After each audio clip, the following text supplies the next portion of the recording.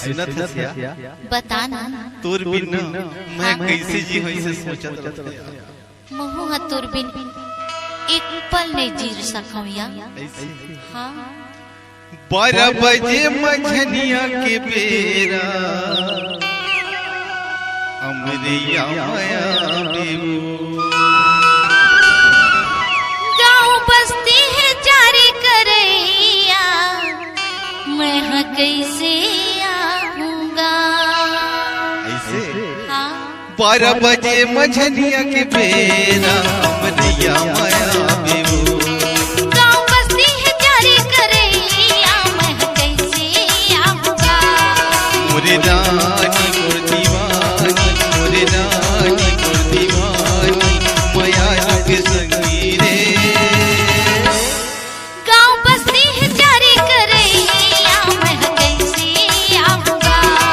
12 बजे मझनिया के बेरा अमरिया माया बिना बड़े भैया भौजी हा बड़े भैया भौजी हा मुला ताकत रैतेगा। 12 बजे मझनिया के बेरा अमरिया माया बेबू गाँव बस्ती है जारी करैया मैं कैसे आऊंगा।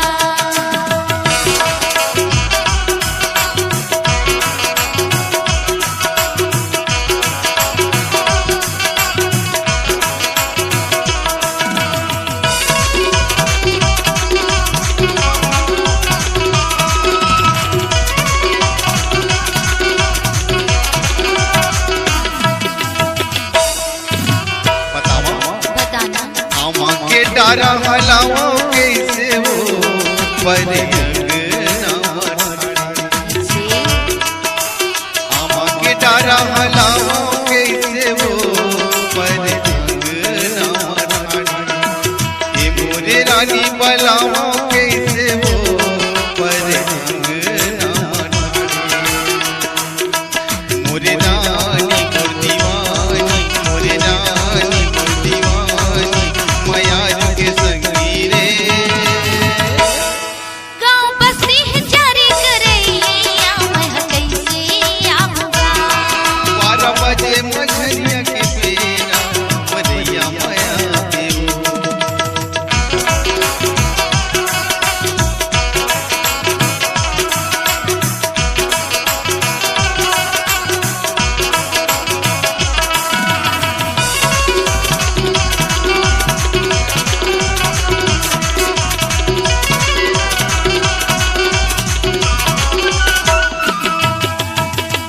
लोटा के पानी न पीहूं कैसे गा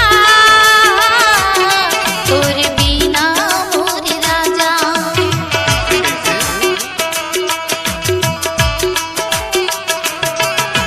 लोटा के पानी न पीहूं कैसे गा तोरे बिना मोरे राजा। मैं जी हूँ कैसे गा तोरे बिना मोरे राजा। बड़े भैया भौजेहा बड़े भैया भौजेहा मुला ताकत रैतेगा। 12 बजे मझनिया के बेरा अमरिया माया बेबू गाँव बस्ती है जारी करैया मैं कैसे आऊंगा।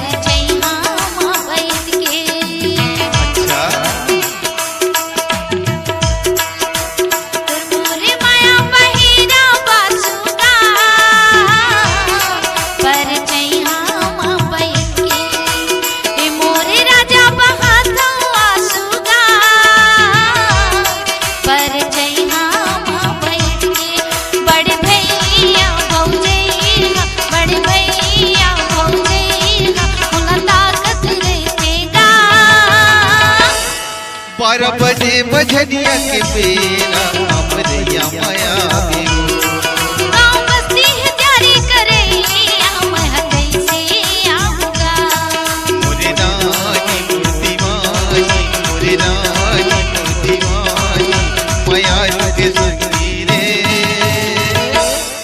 गाँव बस्ती है जारी करे मैं कैसे आऊँगा 12 बजे मझनिया के बेरा हमरैया माया बेगो बड़े भैया भौजैया बड़े भैया भौजैया मुलाकात रहेगा